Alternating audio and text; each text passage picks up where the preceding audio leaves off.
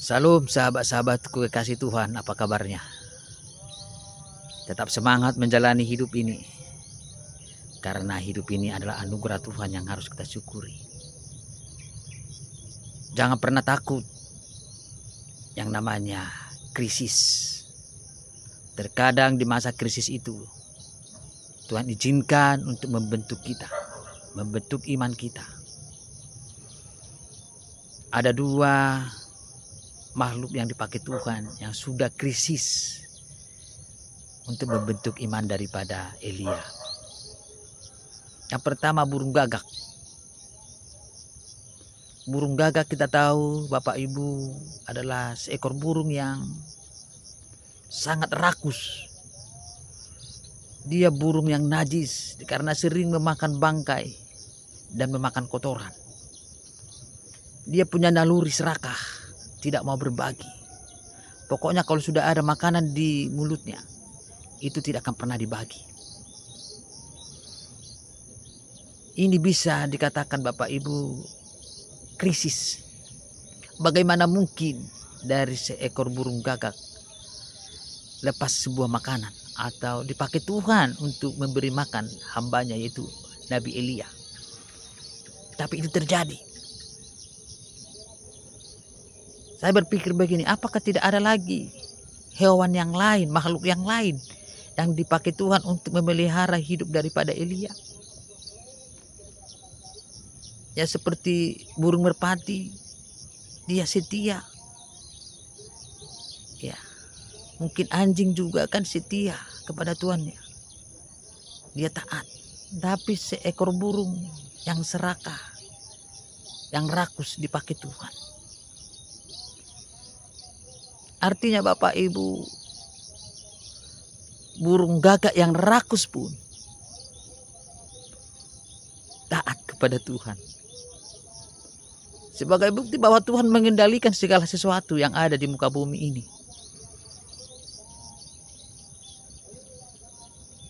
Pagi, sore, burung gagak ini mengantarkan daging dan roti. Kita tidak tahu dari mana dapatnya. Tapi itulah keajaiban Tuhan yang tidak pernah kita bisa pahami. Kan Tuhan bisa aja langsung berikan roti dan daging tanpa melalui burung gagak. Kenapa harus melalui burung gagak?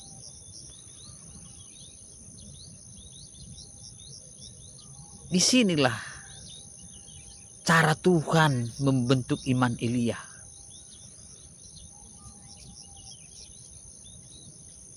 Tuhan tidak langsung memberikan roti dan daging kepada Elia. Lalu Bapak Ibu, setelah kering sungai Kerit tersebut, Tuhan menyuruh dia ke Sarfat. Di Sarfat dia tidak ketemu dengan orang catering. Di Sarfat dia tidak ketemu dengan janda kaya. Dia tidak ketemu dengan pejabat.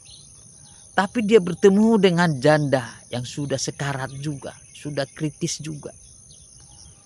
Alkitab mencatat dia hanya punya sedikit tepung dalam tempayan dan sedikit minyak dalam buli-buli. Dia akan mengolahnya, setelah dia mengolahnya, dia dan anaknya akan mati. Itu artinya sudah makanan terakhir. Kenapa Tuhan pertemukan dia dengan orang yang sudah krisis? Padahal kan Tuhan sanggup memelihara hambanya dengan berlimpah.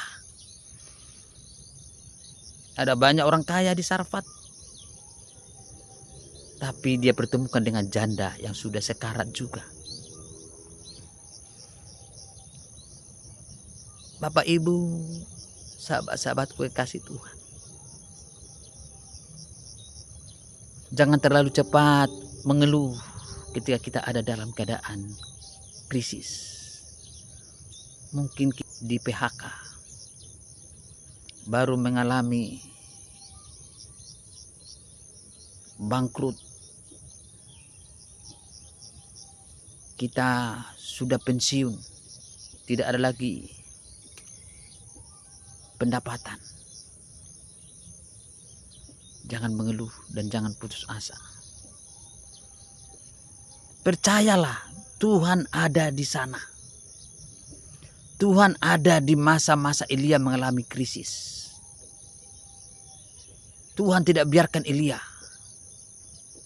Kasat mata manusia, tidak mungkin seekor burung gagak memberikan makan hambanya Elia. Tidak mungkin seorang janda di Sarfat yang sudah sekarat memberikan makan Elia. Tapi itu Tuhan lakukan untuk membentuk iman Elia.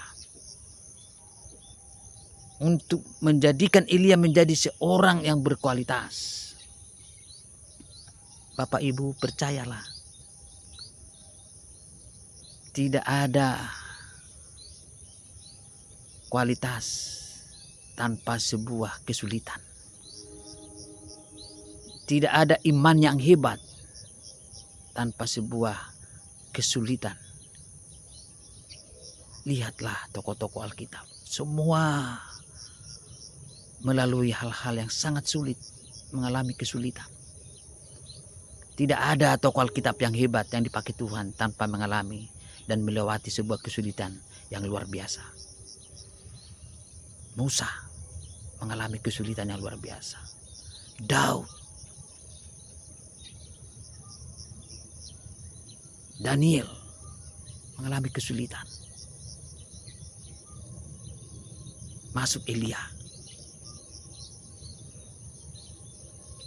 Supaya kita berkualitas iman kita. Kita minta kepada Tuhan, berikan saya iman yang kuat. Tuhan tidak tumpahkan harta atau kekayaan. Tapi Tuhan izinkan kita ada di dalam masa krisis.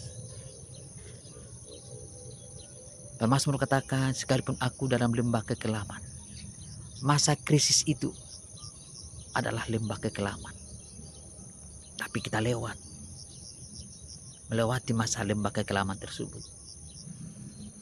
Setelah kita keluar dari sana, kita melihat bagaimana cara Tuhan bekerja. Jangan putus asa. Jangan menyerah. Berbahagialah Bapak Ibu, sahabat-sahabatku yang pernah mengalami kesulitan dan mungkin saat ini mengalami kesulitan. Saya Bapak Ibu melayani di penjara. Ada binaan di Polres Jakarta Utara dan Bekasi. Saya selalu tekankan bagi mereka, jadikan momen ini ketika engkau pakai baju tahanan, jadikan itu sebagai batu loncatan untuk menjadi saksi bagi Kristus. Jangan tangisi baju tahanan, karena itu sebuah kesempatan emas yang tidak pernah mungkin dialami oleh hamba Tuhan yang lain. Itu menjadi sebuah kesaksian yang luar biasa, yang tidak pernah terpatahkan, yang tidak pernah dialami oleh orang lain. Kalaupun Tuhan izinkan mereka memakai baju tahanan, itu sesuatu momen yang luar biasa. Bapak Ibu, iman itu tidak selalu diakhiri dengan melakukan mujizat. Orang beriman itu yang paling hebat ketika dia melewati masa proses. Itu yang hebat. Karena banyak orang tidak mau diproses, Bapak Ibu. Tidak mau menerima gaji yang kecil dari pelayanan. Tidak mau pengabdian kepada pelayanan. Dia mau menerima gaji yang besar. Dia meninggalkan pelayanan karena tidak mau diproses. Ada begitu banyak kesaksian yang saya alami Bapak Ibu dalam melayani Tuhan. Tapi di sana Tuhan membentuk saya dalam pelayanan. Mari Bapak Ibu, sahabat-sahabatku, mari kita diproses Tuhan. Jangan lari. Ada banyak cara Tuhan untuk memproses kita. Ingatlah, masa krisis itu jadikan menjadi emas yang sangat bernilai, yang tidak pernah dialami orang lain. Tetap semangat menjalani hidup ini. Tuhan memberkati kita semua. Shalom.